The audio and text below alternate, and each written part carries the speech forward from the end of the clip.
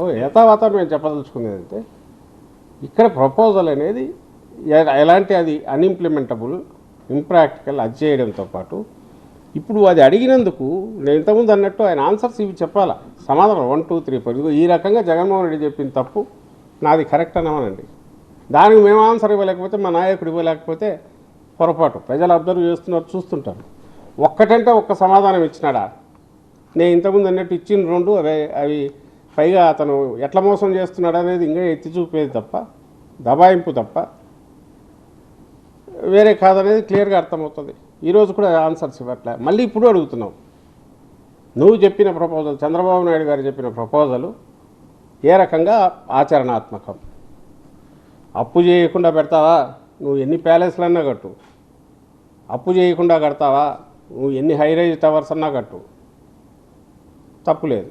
చేసేటప్పుడు ప్రతి రూపాయికి దాని రిటర్న్ ఏదైనా రావడము లేదా ఇండైరెక్ట్గా బూస్టర్ లాగా పనిచేయడము చేయాలి.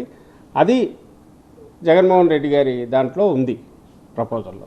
అది మేము చెప్పదలుచుకున్నాం.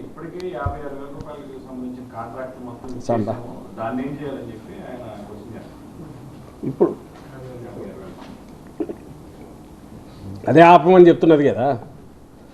ఆ రోజు చెప్పాము, ఈరోజు చెప్తున్నాం. ఆ రోజు 19లో జగన్మోహన్ రెడ్డి గారు వచ్చాక 20లోనో ఎప్పుడో మనం ఇటు నుంచి షిఫ్ట్ చేయాలని అనుకున్నప్పుడు అది సరదాగా అనుకున్నది కాదు. అప్పటికి పెట్టిండే ఖర్చు ఎంతో 5,000 కోట్లు ఎంతో పెట్టారు, 5,500 కోట్లు. అప్పు కొంత తెచ్చారు, ఫార్మర్స్ కమిట్మెంట్ ఉంది, ఈ 2 ఉన్నాయి. సో ఇప్పటికీ ఇంకా ఫర్దర్ ఎంత పోసినా దీంట్లో పోయడమే. మనం ఇంకా నదిలో, కృష్ణానదిలో పోసినట్టే. కాబట్టి తక్షణం దీన్ని ఆపి ప్రజల ఆస్పిరేషన్స్కు తగినట్టుగా వికేంద్రీకరణ, అధికార వికేంద్రీకరణ ఏదైతే అంతకుముందు మన రాష్ట్రానికి వచ్చిన శివరామకృష్ణ కమిటీ కానీ, అంతకుముందు జనరల్ రాష్ట్ర విభజనకు సంబంధించి శ్రీకృష్ణ కమిటీ చెప్పిన వాటిలో కానీ వీటన్నిటి స్ఫూర్తి అండ్ శివరామకృష్ణ కమిటీలో స్పెసిఫిక్గా చెప్పిన వీటిని దృష్టిలో పెట్టుకొని ఫర్దర్ డీసెంట్రలైజేషన్ చేసేదేదో అన్ని ప్రాంతాలకు, మనకు 3 ప్రాంతాలు డిస్టింక్ట్ ఇవి ఉన్నాయి కాబట్టి వాటికి జస్టిస్ చేసినట్టు ఉండాలి. నెక్స్ట్ మనం చేయబోయేది డైరెక్ట్ ప్లగ్ అండ్ ప్లే లాగా ఉండాలనేది జగన్మోహన్ రెడ్డి గారు ఆ రోజు చేశారు. సో ఆ రోజు ఇదే రీజన్ ఇంప్రాక్టికల్ అని ఆయన చెప్పింది ఇదే.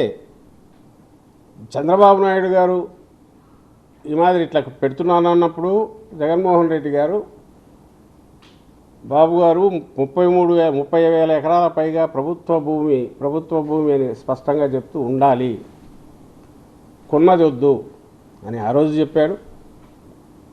తర్వాత ఆయన అధికారం 5 ఏళ్ళు చంద్రబాబు నాయుడు గారికి ఇచ్చారు కాబట్టి సహజంగానే ఆయనకు ఛాయిస్ ఉంటుంది. ఎవరు అధికారంలో ఉంటే వాళ్ళు ఛాయిస్ కాబట్టి దానికి మనస్ఫూర్తిగానే మద్దతు ఇచ్చారు.